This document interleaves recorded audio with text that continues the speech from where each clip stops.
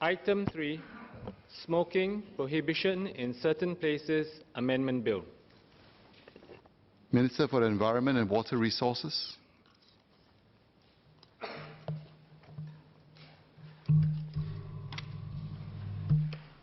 Mr. Speaker, sir, on behalf of the Minister for Environment and Water Resources, I beg to move that the bill be now read a second time.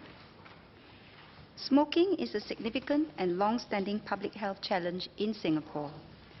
Although smoking rates have dipped from a high of 23% in 1977 to 12% today, its associated diseases continue to claim the lives of more than 2,000 Singaporeans each year, or an average of 6 persons every day.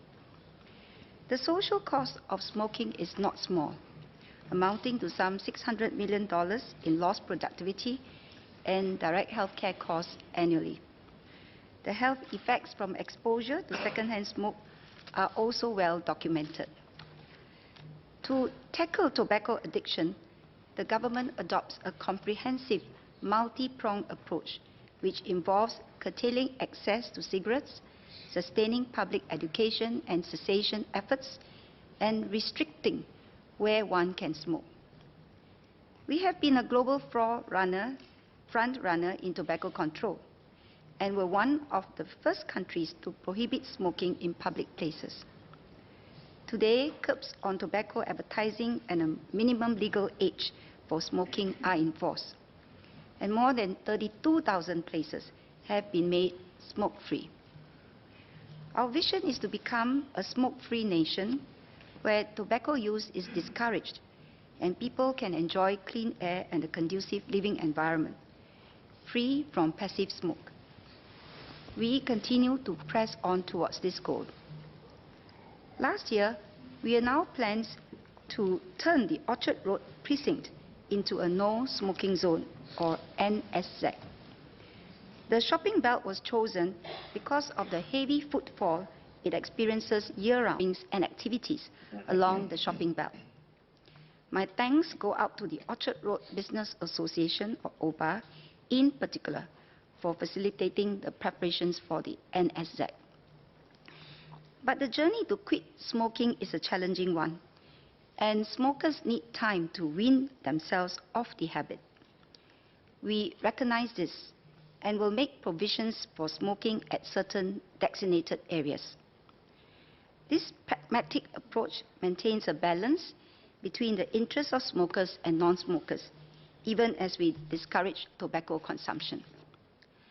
The bill before us today therefore proposes amendments to the Smoking Prohibition in Certain Places Act, or referred to the Act later, within the NSZ will become smoking prohibited, including along uncovered footpaths and pedestrian crossings. It will be an offence to smoke at these places. The existing smoking prohibited places, such as the shopping malls and the common areas of commercial office buildings, will remain smoke-free. The penalty for unlawful smoking within an NSZ will be no different from that imposed in any other smoking prohibited place. Under the new Section 3C, it will be made clear that managers of premises may set up designated smoking areas, or DSAs, within their compounds, serve their purpose. Ahead of the establishment of the Orchard Road NSZ, businesses and premises owners have worked with NEA to identify suitable locations for DSAs, away from the main thoroughfare. The various DSAs are spaced out for convenient access. Between October 2016 and December 2017, MEWR had studied the effectiveness of DSAs in the Orchard Road area in reducing smoking activities along the pedestrian thoroughfare. We found that the DSAs led to a 1/3 decline in the number of smokers along the main thoroughfare. 70% of the non-smokers interviewed also felt that passive tobacco smoke along the main thoroughfare responsible for ensuring the ban is observed within their premises. The vast majority do so, including those managing coffee shops and food courts, and I appreciate their efforts in safeguarding a smoke-free environment. However, from time to time, there is a minority who disregard their responsibilities. NEA has faced challenges in investigating complaints about smoking violations at smoking prohibited places where access is restricted, particularly in public entertainment outlets such as nightclubs and pubs. Currently, to investigate complaints about smoking violations, NEA enters and inspects the premises with the manager's consent, prohibited places, to investigate feedback on related infractions. For common areas of residential premises, NEA can enter only if there is a reasonable belief that an offence under the Act has been committed there, or that evidence of an offence can be found there, such as upon receiving public feedback about unlawful smoking.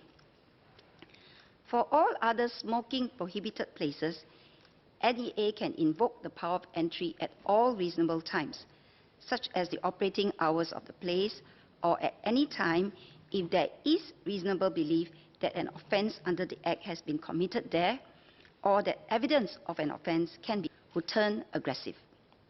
The provisions in Section 4B will explicitly make it an offence to obstruct, hinder, or delay these authorised officers in the performance of their duties. Those who verbally or physically abuse an authorised officer will also be liable under these provisions. Penalties, likewise, will be levied on those who furnish false or misleading information, including those who withhold identification. These amendments aim to deter uncooperative smokers from hindering the agency's enforcement efforts, suspected breaches in that place. We will ensure that only authorised personnel, such as NEA officers involved directly in the investigations, will have access to evidence collected during investigations. The remaining clauses 5 to 8 in the bill are technical in nature and are made for clarity. Mr. Speaker, sir, smoking continues to exact a heavy toll on the health of smokers and non-smokers.